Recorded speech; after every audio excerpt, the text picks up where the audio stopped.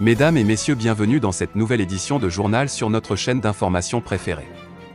L'information nous suit partout dans le monde, alors si vous êtes nouveau, abonnez-vous et activez aussi votre cloche de notification pour ne plus rien manquer.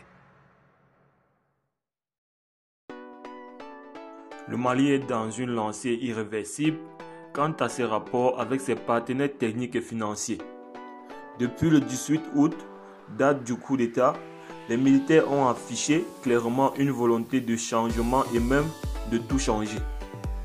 Un changement brutal qui ne peut se faire sans sacrifice ni douleur de la part des Maliens. Mais la question est de savoir si l'opinion nationale est préparée pour cette nouvelle marche. Il n'y a pas de changement sans sacrifice ni souffrance. C'est cette marche que les nouvelles autorités ont enclenchée depuis la chute de l'ancien président Ibrahim Boubacar Keïta.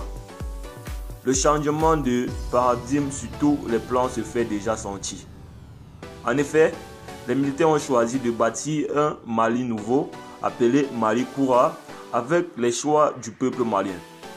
Ce qui a contraint le changement du calendrier des élections après le 24 mai 2021 au lendemain du deuxième coup d'État.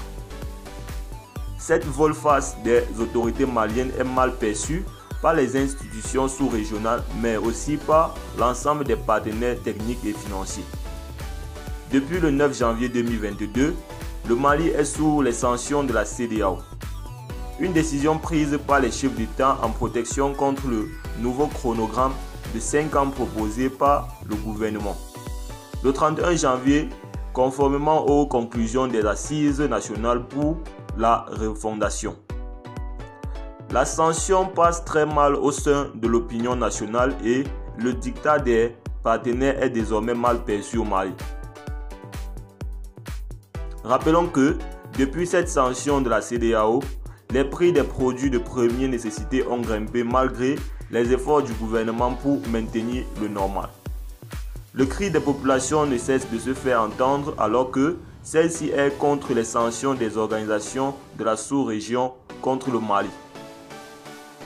Si aucun changement ne peut se faire sans sacrifice, la question qu'on peut se poser est de savoir si le peuple malien dans sa diversité est préparé pour faire face à la rudesse des conséquences de la liberté.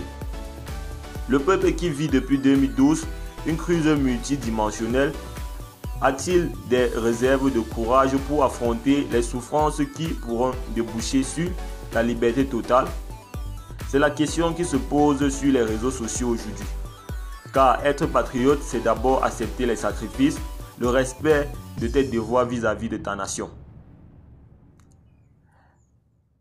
Eh bien les amis, c'était tout pour cette petite note d'information. N'oubliez pas de nous laisser vos impressions en commentaire et surtout, partagez celle-ci avec vos amis si vous l'avez notamment trouvée intéressante et on se dit à très bientôt.